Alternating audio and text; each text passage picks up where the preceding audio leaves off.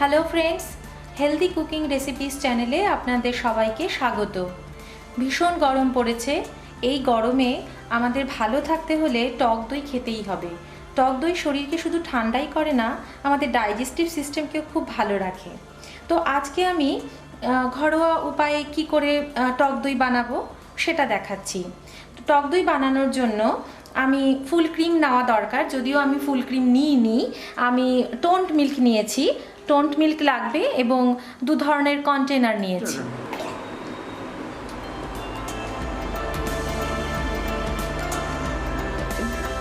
দুধটা অনেকক্ষণ ধরে ঘন করে জাল দিয়ে নিতে হবে, তাহলে যখন দই পাতবো দইটা দোকানে কেনা দইয়ের মতন একদম শক্ত শক্ত চাকা চাকা হবে।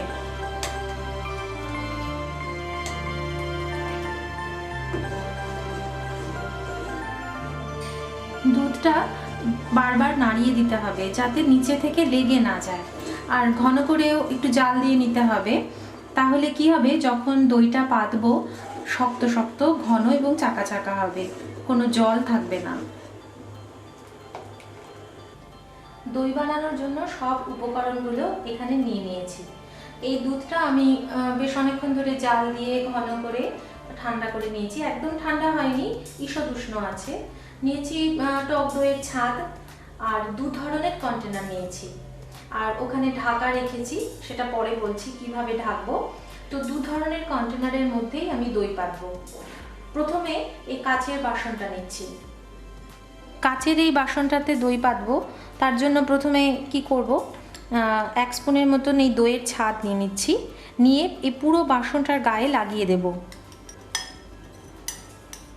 ভালো মতন লাগালেই হবে। এইভাবে পুরোটা লাগিয়ে নিতে হবে। দইটা লাগানো হয়ে গেল, এর মধ্যে এখন দুধটা ঢেলে দিচ্ছি।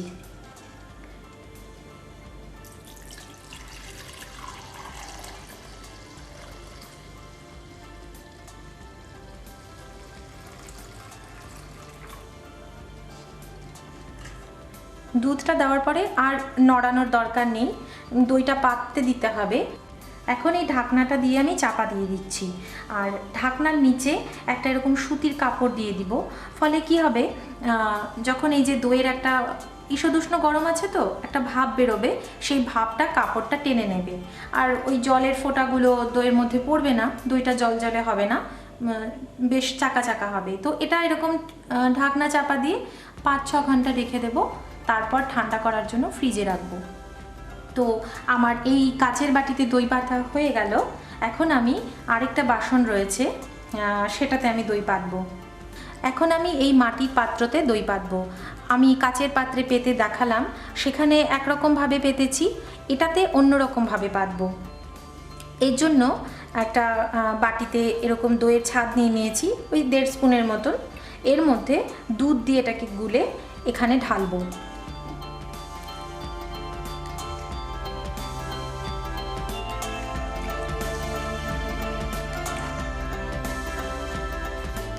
দিয়ে দুধের সাথে দইয়ের ছাদটা ভালোভাবে মিশিয়ে নিতে হবে, গিট গিট যেন না থাকে, খুব ভালো করে মিশিয়ে নিতে হবে।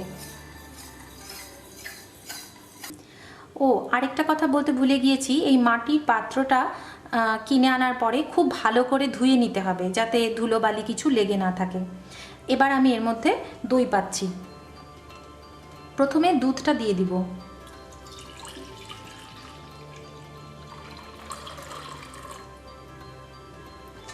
এবারে এই যে দইটা আর দুধটা আমি গুলে রেখেছিলাম, সেটা এর মধ্যে ঢেলে দিচ্ছি।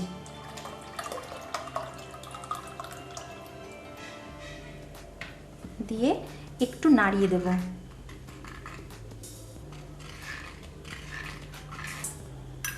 ওই একই পদ্ধতিতে ঢাকনা চাপাও দিয়ে দিচ্ছি। এটাও 5 থেকে 6 ঘন্টা লাগবে বসতে। এটা বসার পরে আপনাদের দেখাবো কোন পাত্রে দইটা বেশি ভালো পড়েছে, মাটির পাত্রে নাকি কাচের পাত্রে।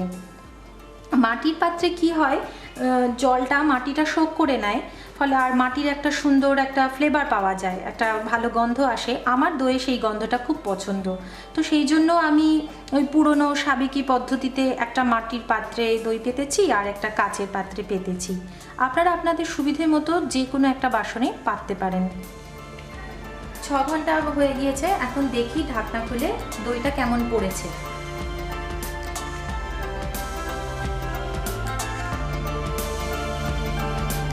দই দুটোই তো জমেছে, দেখুন দুটোই সুন্দর জমেছে।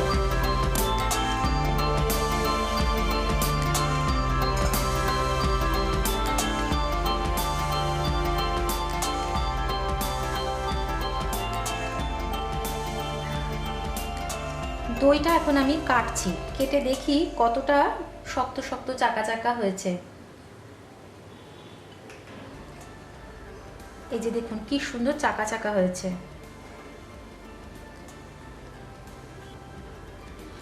এই যে কি সুন্দর দইটা পড়েছে। এবার এই মাটির পাত্র দইটা কাটছি।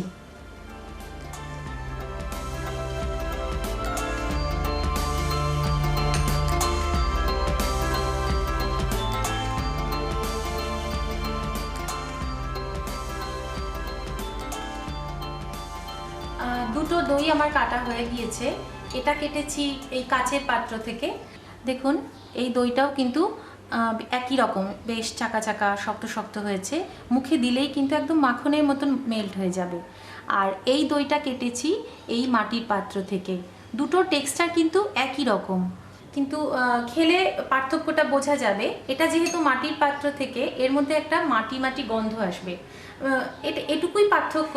তো আপনারা চাইলে মাটির বাসনও পাততে পারেন এবং কাচের বাসনও পাততে পারেন, যেটাতে আপনাদের সুবিধে হয়। আপনাদের যদি আমার এই ঘরে পাতা টক দইয়ের রেসিপিটা পছন্দ হয়ে থাকে, তাহলে অবশ্যই হেলদি কুকিং রেসিপিস চ্যানেলটিকে সাবস্ক্রাইব করবেন।